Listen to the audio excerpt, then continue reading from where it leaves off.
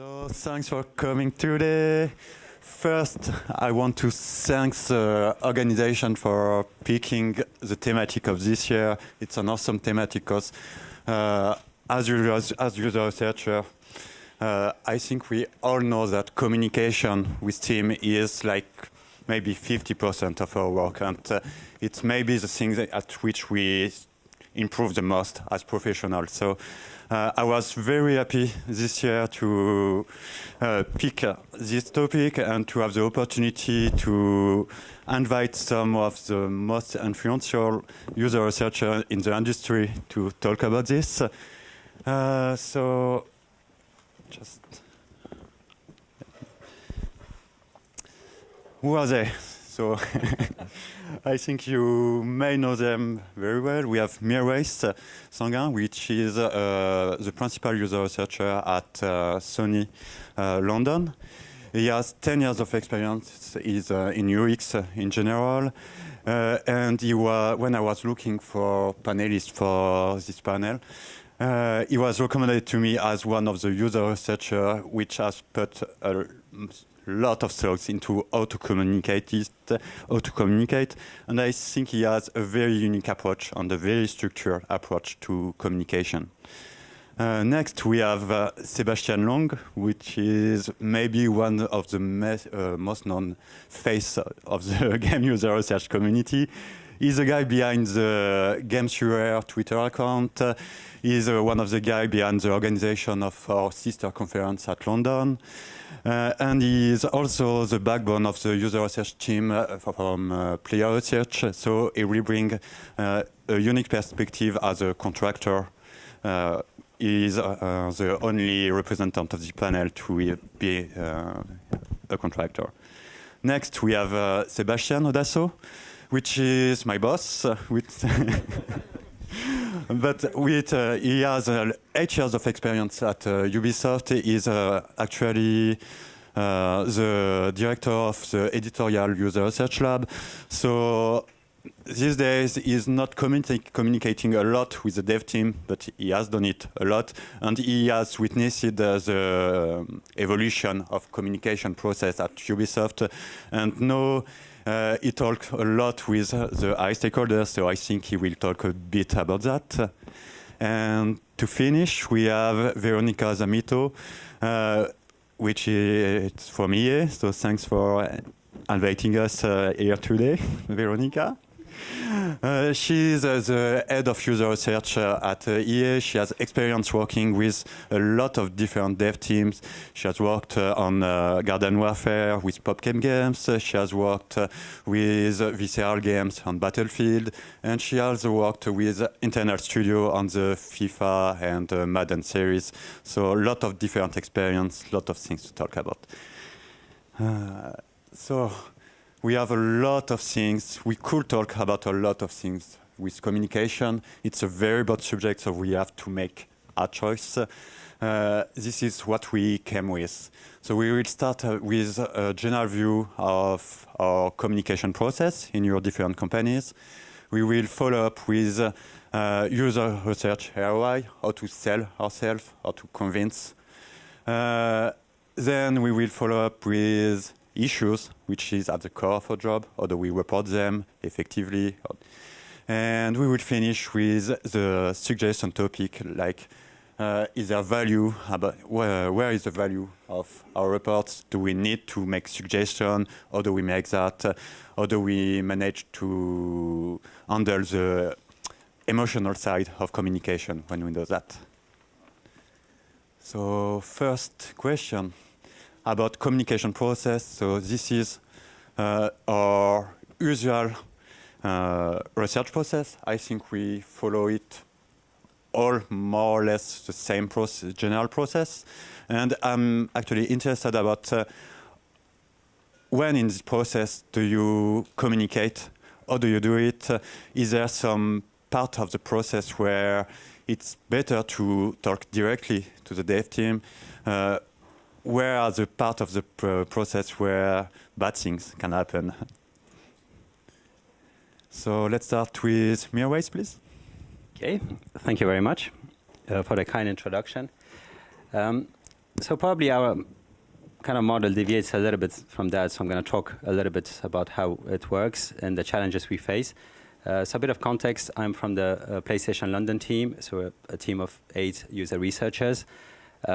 We work with a lot of studios scattered around the world, as well as Tokyo on the system level, so mainly game developers, but also the PlayStation 4 UI, as well as the ergonomics on the PlayStation 4 UI and the ergonomics of the PlayStation VR. So the biggest challenges we face usually is that everyone is on a different time zone, in a different space, so communication becomes very challenging when you need to grab them face to face. But I'm going to mainly address the issues of games user research in this case. So most of the studios, hopefully, are on the same time zone. So usually when we start a project, it's mainly a kind of strategic meeting with the teams. So we go to them face to face. This is the best opportunity to understand their project, understand the challenges, identify the challenges in terms of games user research we have. Also set out a kind of rough plan, pencil in a few rounds of testing, different services that we need to apply, and also try to be creative in terms of thinking and study design. Then when we come to a specific round of research that we're going to run, we have well-identified processes, usability testing, testing for appeal, testing for narrative, for instance. And when we do that, usually it's a kickoff meeting. We try to do that as much as possible live, talking, discussing. I'm going to touch on that later on, probably. But we send first, we give an opportunity to the teams to come up with their own way of writing their concerns, and came up with their own with their own words what they want to try to achieve. And then in the kickoff meeting, we kind of clarify that. We rewrite it. This is a very important meeting usually, and that also becomes a kind of contract afterwards. That becomes a plan for the research. This happens usually 2 to 3 weeks before running the test. During the test, we invite people, and the most, I guess, effective communication happens between the sessions, where we kind of have, we can explain face-to-face what happened, we can unpack the sessions with them, hopefully, and we can also use that to evangelize a little bit what we're doing. Communication in terms of reporting, we have a very streamlined process. We deliver the report in 2 days, usually. So very structured approach that I'm going to probably have an opportunity to address and share on. And we do what we call the findings workshop, which is also face-to-face with them if we can, or over VC. This is an opportunity for us to present the results in the first half hour or so, and then 90 minutes to discuss these findings in a kind of blue sky way, where different stakeholders can throw ideas at the wall and see which one sticks. And we just take notes, and we jump in when needed to basically give more detail about what happened, something that might not have made it into the report or the slides, telling a few stories about our past experience that can help them, success stories or failure stories. And also this is where probably we can do sneak in recommendations and suggestions without really, being too patronizing. Yes, thank you. Thanks, Mario. Thanks a lot. I wanted to talk about a couple of tools that we've found useful for communicating with developers. The first of those is on the slides there. Thanks, Florian.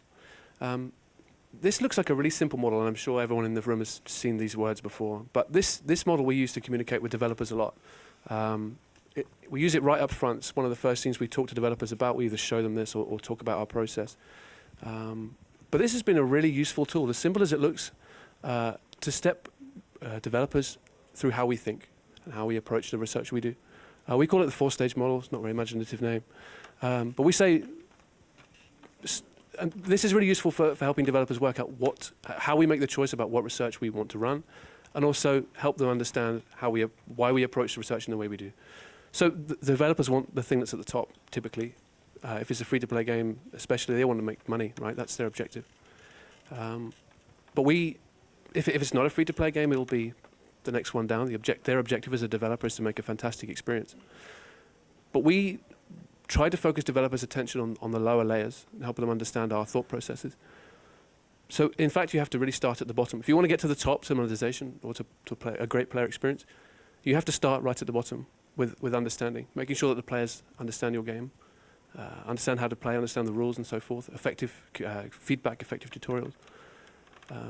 And once you've got understanding down, we talk about usability, making sure that once the players understand what they can do, that they can actually do it, that the control schemes are suitable, that the feedback is suitable and so forth.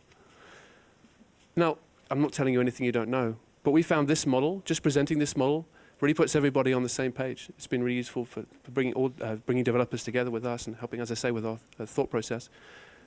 And then this also defines the types of research that we run. So we have research that's designed to help you with your understanding of your game, help you with your usability, to understand better your player experience, and also a little bit about monetization. So here's the first of the two tools we found really useful. The second is something we call, again, rather blandly, we need better names, an information request document.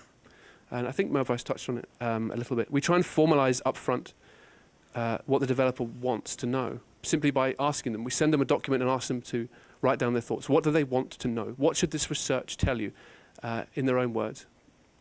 In fact, we ask them to send it to all the members of the team they can and get them all to send it back to us, because we know that the person that's commissioning the research may have different needs to the person, other members of the team. Now, for the most part, we're not so lucky in getting many of these information requests back. We might only get one or perhaps two. I think we've maybe had 3 once. But nonetheless, the opportunity is there for those stakeholders or persons involved in the research to say, what do I want to know? We don't focus on methods. We don't focus on outcomes. We don't focus on too much on terminology. What do the developers want to know? And the information request gives them a chance to write that down in their own words and deliver that to us. So that's super useful. It's just a simple document that says, how should this research run? What do you want to know from this research? When should the research run? Simple logistical questions. And then critically at the bottom, a big green box that says, what do you want to know? That's super useful. Well, hello, everyone. So I'm going to take a kind of like a spin on all this. Communication is, it has to be ongoing. At EA, we're a central team, which means we tab with all the different developers. And for that, we have to be part of their team. So communication is actually the avenue that is going to get them highly integrated with them, understand their mindset, understand their design intentions. So it's not, well, we have very clear touching points about, yes, we have a kickoff meeting, we're going to get the requirements, what's your research question, then we're going to make sure that everything is understood, session, debrief, and so on. So all those touching points are excellent, but it should not be the only ones. That your communication should be ongoing all the time and should not be leaving those gaps, even to the point that we have some team members sitting on the floor with the development team and not just in our research pod. So actually, that is point number 1, ongoing. 2, communication is actually your only way to influence what is going to happen with the game, how those research findings are going to be useful. So don't take it lightly or like, oh, I have to talk to them, but it's actually the way that you help to shape that game. So it's very important how you communicate to have that influence. And for that, you need to be crystal clear. And with that, I mean, we can get all geeky in research and terms and then talk about the difference in, which we should use, medium, mode, average, and all that. But sincerely, what the game team wants is score to understand where they are. So getting like crystal clear, simplify, is going to take you a long way to that. And the cleaner it is, your message is going to be stronger. And then you're going to have that influence with the team. And that's what communication gives you. Thank you. I totally agree.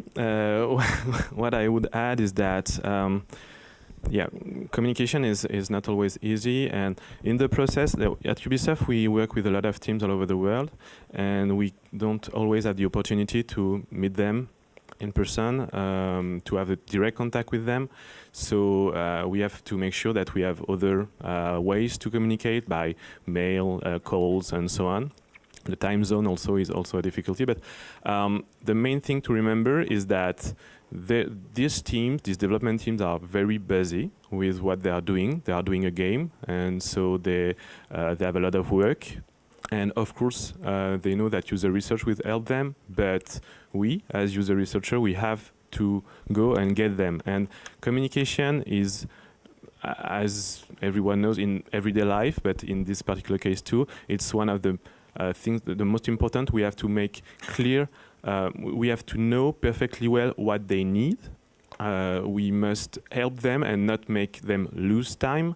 So it's very important that, to be as clear as possible, to be as efficient as possible in our communication, and just keep in mind that they're busy, and working with us, user research teams, is not something that is obvious for them. It will maybe take some of their time and so on. So we have to be the ones who shall make sure that the communication processes work well. That, so sometimes we have to go and fetch them. We have to maybe sometimes force them a bit. But yeah, we have to be the guardians of these communications as user researchers. Thank you very much. So it's a good transition to our second subject, user researcher ROI. I think that for all of us, it's a very hard part of a job to, before starting a test, before starting a research plan, you have to actually convince the team that user research will be good for them. You can try to, depending of who you are talking to, you can try to convince about it will be good for sales, it will be good for retention, it will be good for user satisfaction, I will adapt to your production rhythm and I won't make you lose time. But it's not that easy to convince the user, the development team. And oftentimes they are already running their own playtests. They are testing the games, they are getting a lot of feedback from different ways. So how do we convince that as professionals, we can bring them added value? Let's start by... I'll go first on this one. Just to spell it out and make sure we're on the same page, ROI stands for return of investment. So pretty much is how much are you bringing back from what we are spending, and not just money, but time, which time is money. How much of all that investment is actually having a good impact, and how you're measuring that what you do is bringing value. So ROI is key to our existence. For games user research, ROI, there's no formula. If someone thinks I have the formula, please come here. I want to talk to you. But it is super, super hard because production software, you can change the usability, and now it's simpler, it's faster. You shave 5 minutes, 2 minutes of clicking, let's say like Photoshop, and now the artist can make their job faster in 2 minutes. And then you say salary, 2 minutes, times the time they have to use it. Oh, I save X amount of money fee. Easy peasy. But games user research ROI? Not that easy. If we make the game more fun, and let's talk about measuring fun too, how much this more fun that we did, how that translates to a figure? Is that more games? How many more games now is what we're going to sell because it was more fun? So it is very, very tricky, and at this point in our discipline, pretty much almost impossible to put that figure number. But there are the things that we can do to show that test early and often is going to be less expensive for the iterations and so on. So it is very tricky, and the way that we have to actually deal with that is evangelize and explain what's our impact, what are we bringing to the game team, what's the value, how we are going to help them to achieve their vision, and how we're going to help them to do that. So it's a lot of education and learning, And I found that the most effective way to explain ROI is actually bring examples from other games. So you talk to a new game team and explain what you do, giving a successful example of what you did in a as close as possible game, another one, so they can relate to that really easy, and they can see how that is going to impact in their own work and time and the output that is going to be there. It's me. To know what will be the ROI of user research, we would need to create an alternate universe. In one universe, we would do user research, and in the other one, we would not do user research, and we will be able to compare the sales of the games in both universes. It won't happen. So what we have to do is just gain the trust. In fact, it all comes to this. It touches the communication part that we talked about earlier. It's gaining the trust of the teams and showing them days after days and weeks after weeks and months and years after years that in fact we are experts, that we know what we are doing. So it may be concrete examples when we talk to them. So it's very important, the communication, the ongoing communication that Veronica was talking about. It's also very useful not only to get information and to give information, but also to gain the trust of the teams and to show them that we are the expert and we know what we are talking about. And then it's the only way to, in fact, convince them of our usefulness. And to the ROI in itself is not, we can't know it. So it's just, okay, they trust us, they know that we can help them, and they will work with us. So I think that's the solution. I think player research is in a little bit of a different space here. Because we're working a lot with mobile games and games as a service, we're perhaps afforded a few more opportunities to see the actual output of our work if we're working on video games that have already been released or they're in some sort of soft launch period. And we can see the alterations in the stats that have been collected about these players. So we are perhaps able to talk a little bit more about ROI. Perhaps our biggest problem is the fact that we can't share those statistics. If I talk about the value of the lifetime value of the players both before and after our suggestions or our play testing was run, there's a change in that figure, but I can't share it because they're mostly commercially sensitive. But we are given those stats. It is perhaps more possible for us to see a before and after, but that maybe is only afforded by the app space and the mobile space. For us, I think ROI is a bit embedded in our business model. Game companies only really approach us if they're interested in making better games. So there's maybe a little bit of a different relationship there. Return on investment sort of part of them approaching us in the first place. They believe in our processes. They believe in the value of games user research. Otherwise, they wouldn't come to us in the first place. But ideally, I'd like to get to a position where this isn't a question anymore. I don't know if people are asking about the return on investment of QA testing, of bug testing. No one's asking about the return on investment of that. It's just done because it's part of the process of making games. You build a game and you make sure it's got no bugs and you ship it.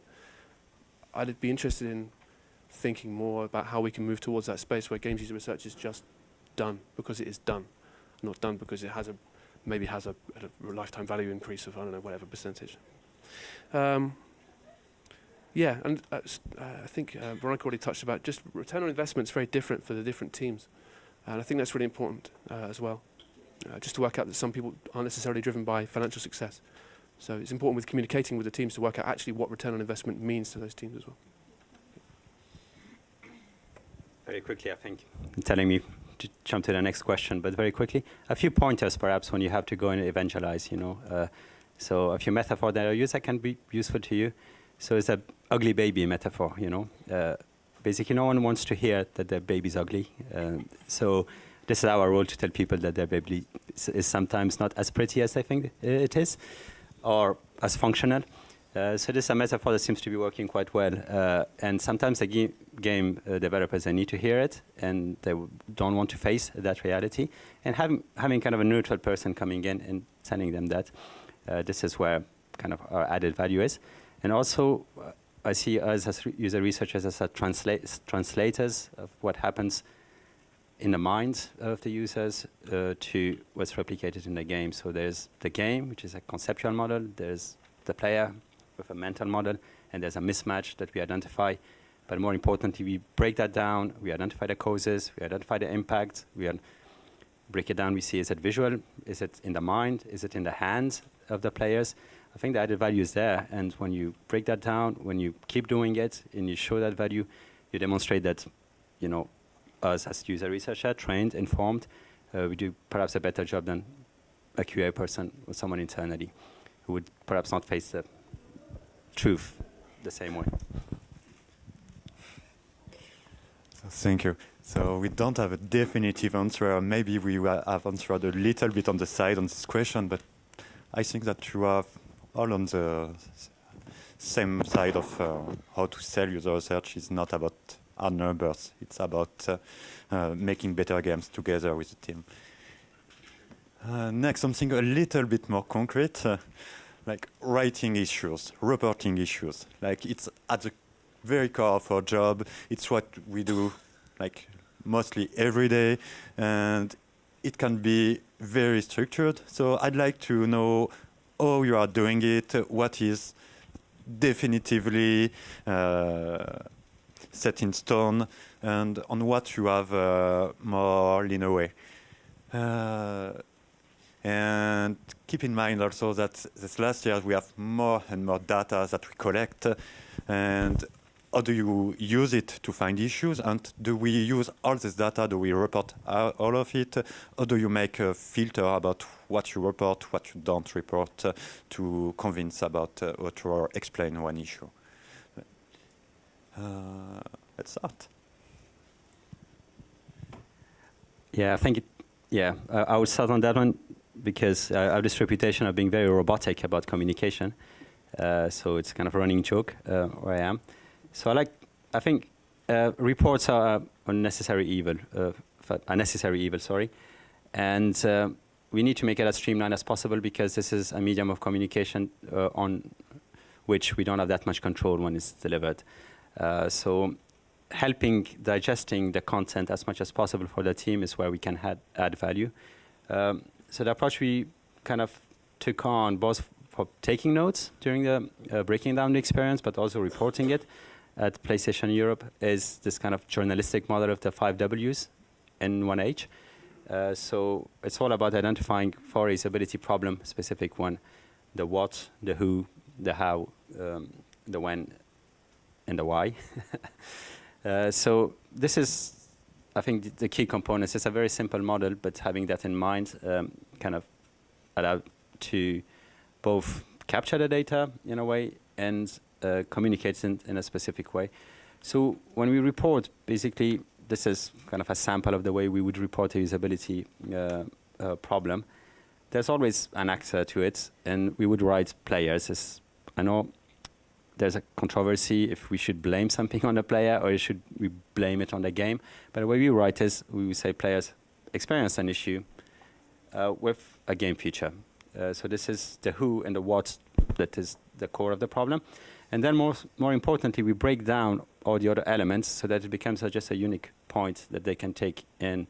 And this is also easy to refer to it later on. They would say, oh, cause 1, can you tell me more about it when we have the findings workshop? Also, the how is very important. I think it's very easy to overlook that when we are, as user researcher, reporting on it. Breaking that down into really identifiable impact points is extremely important. I think that adds a lot of value to our teams. It's also our opportunity to see it with multiple angles. So the same problem, for instance, a difficulty spike in a game can come from a lot of different venues. AI balancing, number of units. It can be the level design layout. So identifying all of these causes as well as how it impacted really the experience is where we probably add the most value. So it might be a very structured approach to it, but also very much reassuring. We don't get this blank canvas problem anymore. We know where to start, we know where to finish, and it might come across as dry. Probably some of my colleagues would criticize that aspect, but it functions. It works for us. Thanks. I really like this structure.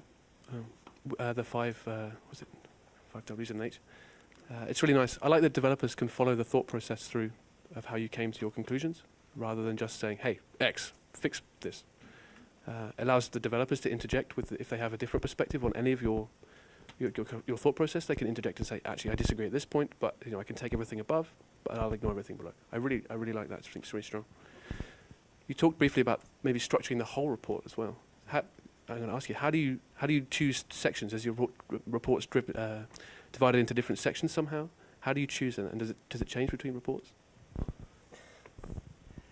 So yeah, we group things into compound issues that are thematically related to some extent, but also we try to give as much detail possible. We try to kind of take the context out of it and put it in the report structure. So the where would be issues happening in a specific mission. So if it's already in the title of the slide, if you will, we don't need. But it's also important to give them what didn't happen sometimes, and it's very easy to overlook something that didn't happen.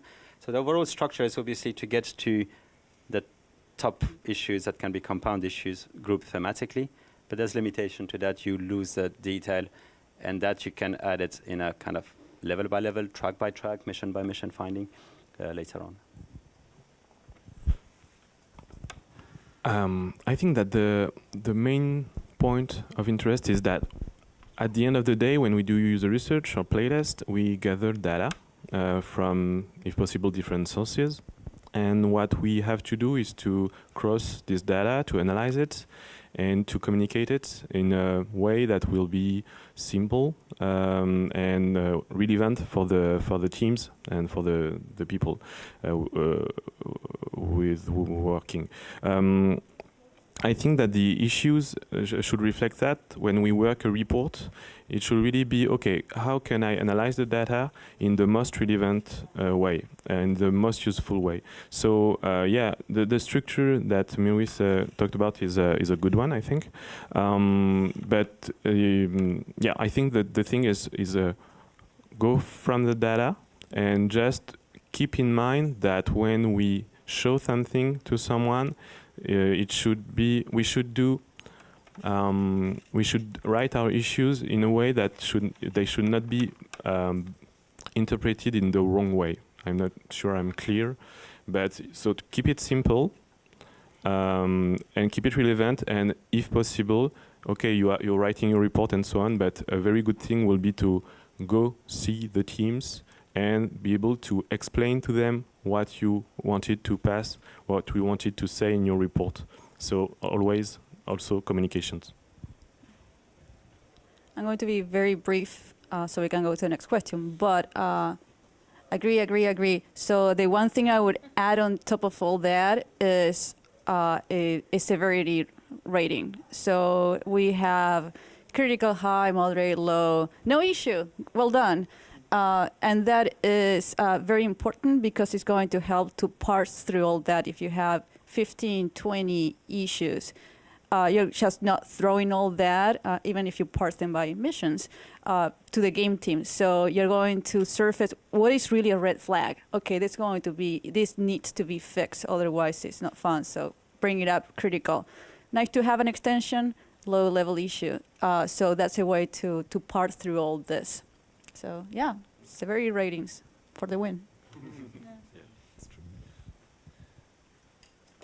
So we had issues that's very negative. You're reporting problems to the team, and something more positive is to report solution. But we discussed a lot before the panel, and it was maybe the most controversial topic, like. Because we are working with really very talented professionals, like they are knowing what they are doing, they are invested a lot in what they are doing, and sometimes we are dealing with the emotional side of communication too. So is it your job to tell them how to fix an issue? Is there a difference? Maybe there are some issues when we can add our value as usability expert or user researcher, but also where is the value of a report, is it only into describing issue and telling them figure out how to fix it, or should we be more prescriptive? I think that Sebastian... That's me. I've chosen the short straw on this one. There's a lot of things to say about that. So adding suggestions to issues, suggested fixes, not critically, not telling developers what to do, but adding suggested fixes, is critical, I believe, to the return on investment for games user research with player research, with us specifically. Developers ask for the fixes, fix suggestions, developers appreciate them, developers implement them. We've never had an ounce of negative feedback on them. In fact, we've only ever had good feedback on them, and we know that developers are coming to us because we offer them. So to me, the issue of suggestions is a non-issue. They're absolutely included in every one of the issues that we write, almost certainly. And the suggestions come in one of 4 categories. I had a long think about this to try and categorize how we deliver our suggestions. And they kind of come down the rating of certainty. So we occasionally offer hard fixes. If there's some heuristic that's broken, something very specific we're very confident about, we will offer a hard fix. You should definitely do this. If you've got no confirmation on a premium purchase payment on your mobile phone game, you should add a premium purchase confirmation in your mobile phone game. There should always be a confirmation of premium purchase. It's just a simple usability factor. So a hard fix. Step down from that is a suggestion. They're all phrased as suggestions, but this really is a suggestion. Hey, consider doing X or Y or Z. And consider is a word we use a lot. It comes up all the time in our reports. Most of our suggestions lead with the word consider. We find it's the most useful way to phrase it. And we've got 2 below consider, 2 suggestions. The first of those we call a key question. It's a question designed to initiate discussion within the teams. It's designed to not necessarily question the designer's intent, but to clarify it and compare it to something, perhaps in a playtest there was something that could be countered as the designer's intent, we're not sure, or maybe will be evidence towards that. We'll ask a key question. Hey, X happened, how do you feel about that? So it's just a question to inspire discussion in the team. And the last, the bottom one, would be a simple next step, which is to say, suggestion, we're not sure. And we would typically suggest research to help them answer that question or answer to generate a better suggestion. So for example, this might be, you need to run a larger scale study to get an answer to this question. Or you need to run a different type of study. You need to run a moderated or an unmoderated. I don't know. Suggest next steps. We have an answer, but it's next steps. It's not an actual fix. For me, suggestions are a tool to direct developers' attention away from the fix that they came into the playtest with before they even started. It's to outline the tools that they have available to them to help fix this problem, which they may not otherwise think are useful in that case. I think as researchers, and especially in a playtest, we're given an excellent overview of the contributing factors to a certain issue that may be counter to what developers believe. And often they're compound issues, lots of factors. And suggestions is a way of saying, hey, you could change the one thing you think, but you could also change these 5 other things. Maybe consider how those would impact the player experience, consider how those would impact the issue that we've outlined.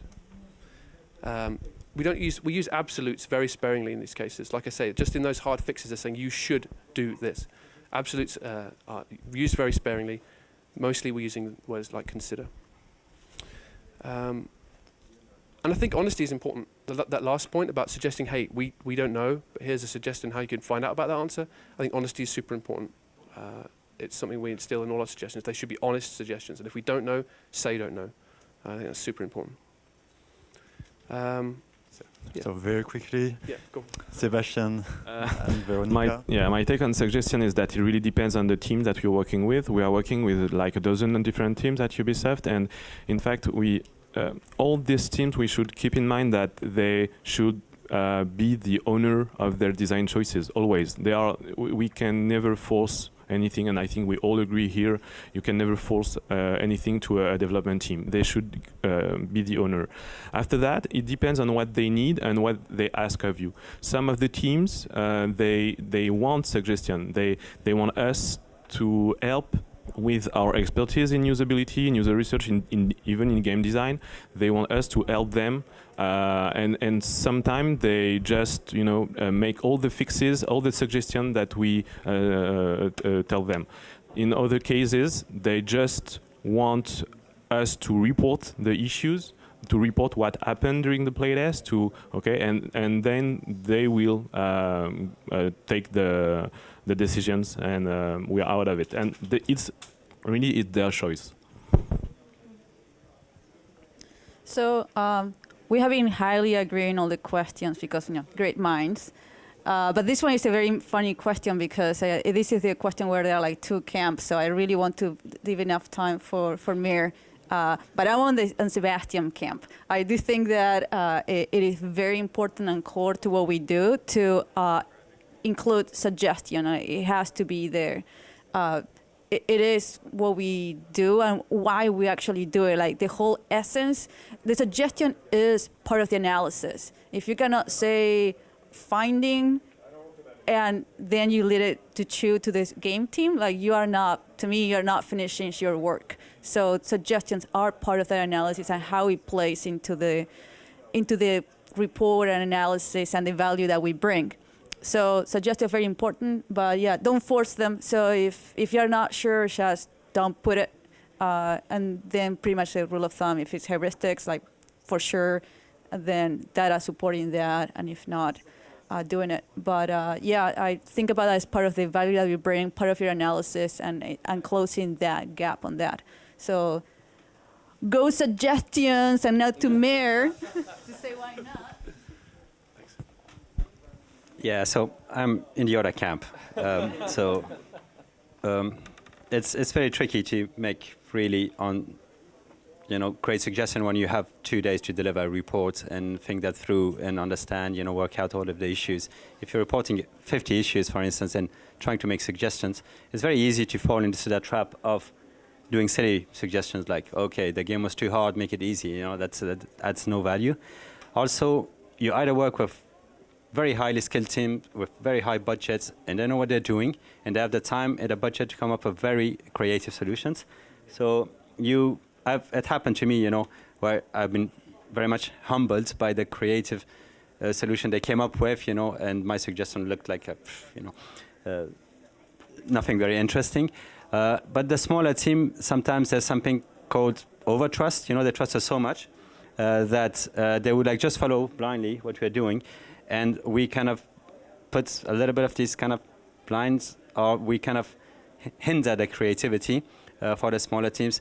This is the reason we don't put suggestions in the reports.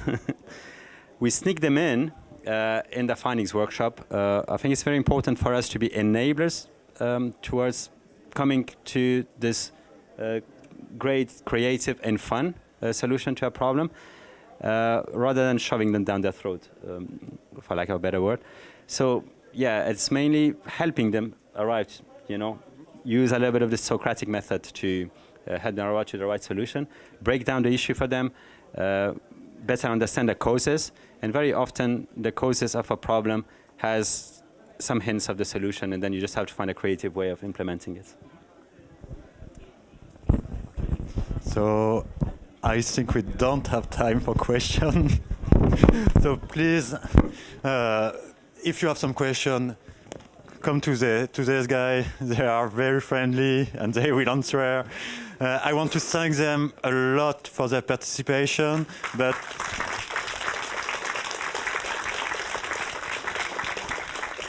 and also a personal thank you for helping me to organize it. They have took a lot of time to be sure that they will bring some real value to you today. So thank you again. And sorry if we don't have time for questions. Bye. Thanks, Florian.